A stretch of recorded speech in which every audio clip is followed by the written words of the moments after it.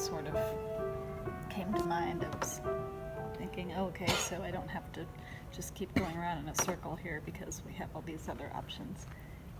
But so I really didn't change one single thing about the actual choreography of it. But I do know too that the more we work with it, the more there's freedom to improvise. And then actually in the performance itself, to know that you can just do whatever you need to with it is you know, feels like it's looming in a good way. Because I know, like probably most of us, when you get in performance mode, then you kind of can go off on a tangent because you have that energy. Mm-hmm.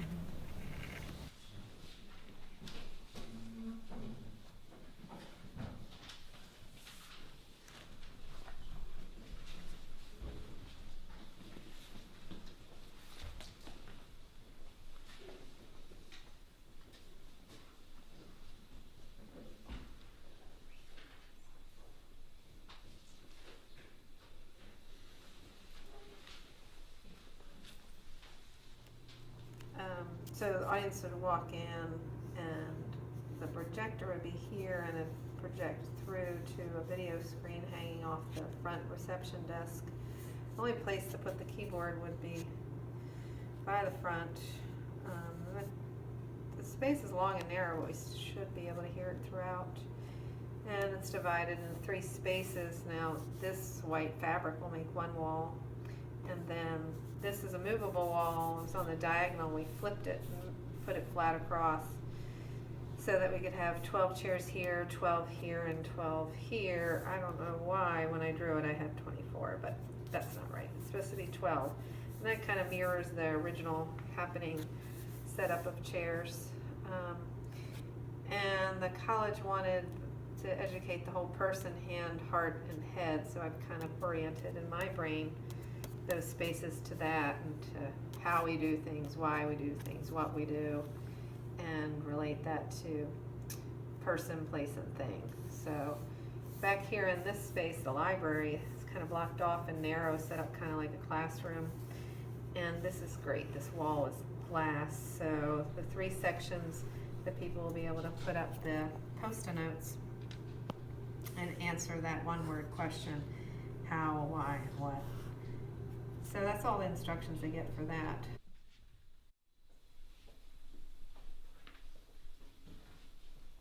Yeah, it also just dawned on me that they're only all going to see one duet and one solo unless they're wandering.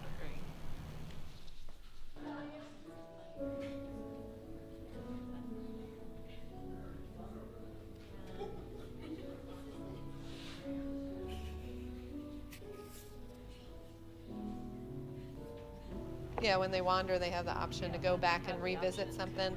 And then some audience members might be with us the entire time. Right, yeah. They may end up getting stuck in the same place too, though, because they don't follow directions. Yeah, I know. And like, that's weird. yeah, They so might see one of the hard solos. Mm-hmm.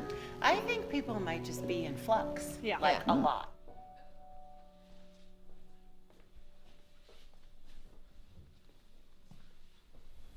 I do feel like the task thing is different in that we are surrounding them with stimulation, and they have a different view of us, and that we are inviting them to participate in a sense.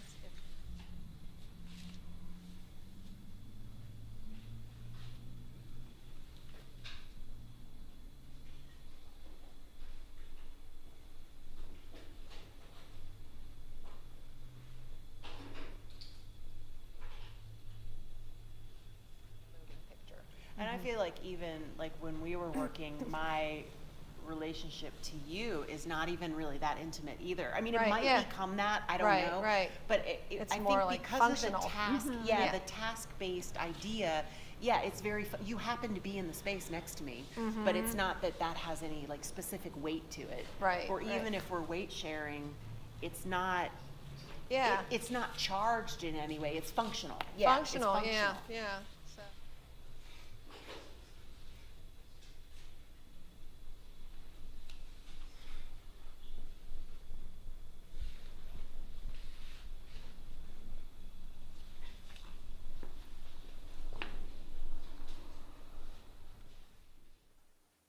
let me give myself this very specific phrase, and then come performance time, there's no telling what could happen. Yeah. But yes, being that I've explored that, it's like, Well, I don't know if this is the best approach Totally. for me. I'm not really Yeah. sure. Mm-hmm. You know, because I also don't want to.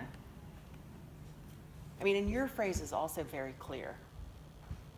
So maybe, Yeah, no, maybe that's what I was saying. Like, I really didn't change the phrase Mhm. at all, because I think in one way I'm similar to Lindsey. I like to have my basic phrase really set so that I can get out of my Right. head, because Yeah. I know that's Yeah. what it is. your body's Well, like, I then guess- it can go on from I'm there. kind of like thinking about mine in like kind of like segments, you know. So I have like these, whatever, it's like 4 or 5 different images, and then I'm sort of playing within each one of those. So there's still a timeline. I Yeah. mean, there's still a line. It's just not a choreographic line necessarily. Yeah. Well, and I think, like Kathy said, it's all okay, whatever Yeah. it is. yeah, Yeah, I because, think I the mean- differences are good. Yeah. Because we experienced from the first Yeah. time when we showed the phrases and duets. I never watched your phrase, but I know that all 4 of us are such different movers. Right, 'cause we'll do it And together. that's part of the beauty of it, Mhm. you know, Oh, and our yeah. processes are so unique to one another, so. Yeah, and that, I mean, think- that's really reflective of that space we're gonna be in, Yeah. because there's so many different artists in there. Mhm. Yeah. And how they even define like experimentation.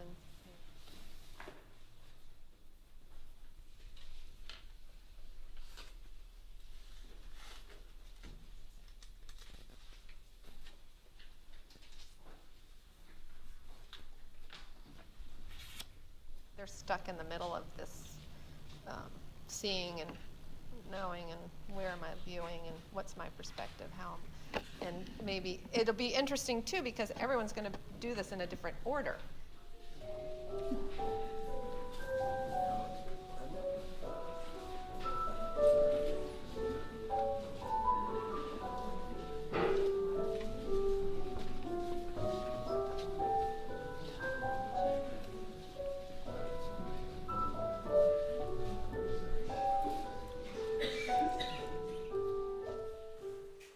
Feeling like for this heart section, you know, I was thinking a little bit about what you were saying during our first rehearsal, which was like making the choices of what's the relationship to the audience in each section.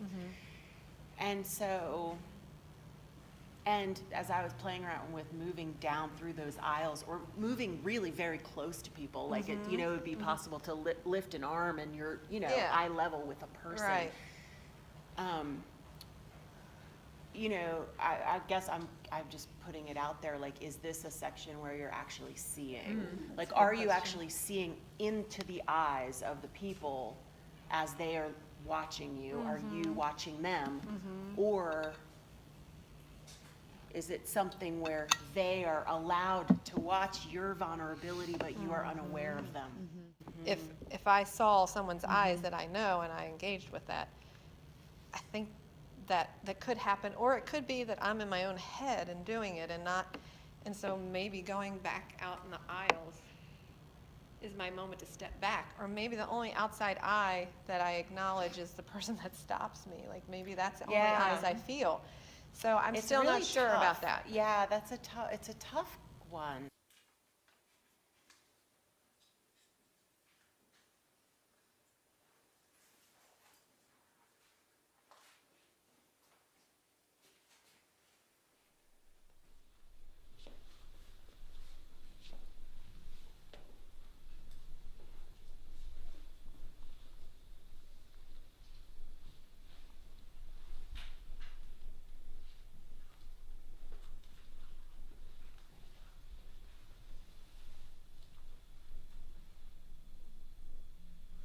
In the photographs, and in all of us had some little thing like that where it was a pause and almost like stepping out of what we're doing to look at it, like an artist, visual artist Yeah. does, where they step back.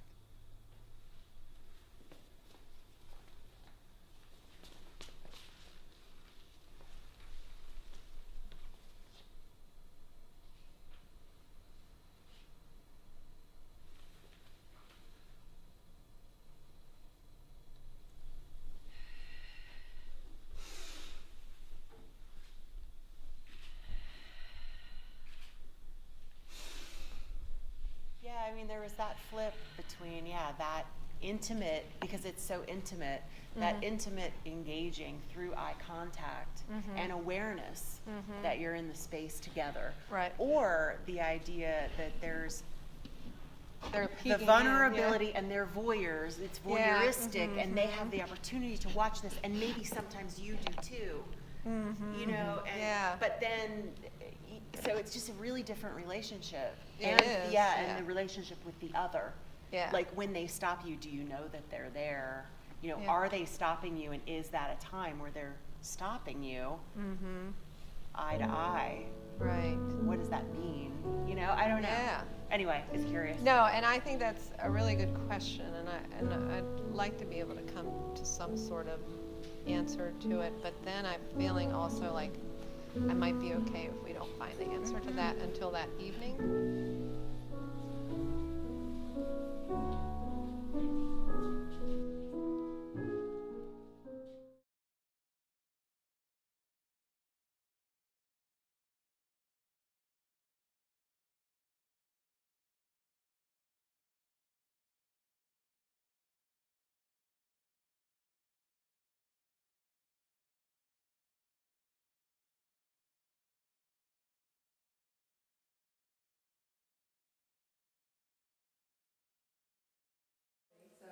I would like to also add that I thought that it was really powerful, the confusion, the kind of delicious confusion of this whole, you know, identity system, and trying to figure out where it was, and did the front relate to the back, and all that sort of thing. I thought that was very powerful. And There's basically, Jenny who helped me type all these. There's yeah, Jenny. yeah. But to move people through a space, you know, essentially a fairly rectangular space, and still mess up their ability to figure out where they are, is pretty strong. I feel like there are walls, but we're all in the room, and there's not like there doesn't have to be an illusion of breaking any of those walls to be in the performance or in the audience.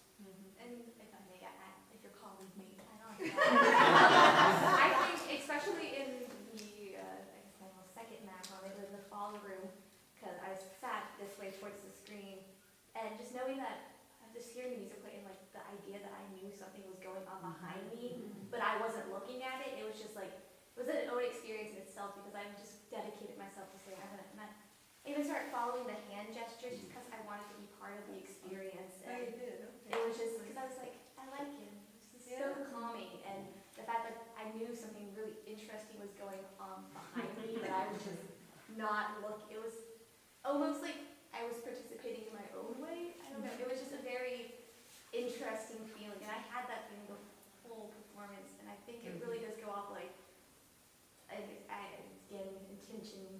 I don't know what yours was, but for me, it's almost as if we each had our own little individual experience and made it what we wanted to make it. Because then when I had to switch our seats, instead of, I kind of broke the rules and I moved my seat so it was facing the wall, and I just watched both of them off of my peripheral vision, which was so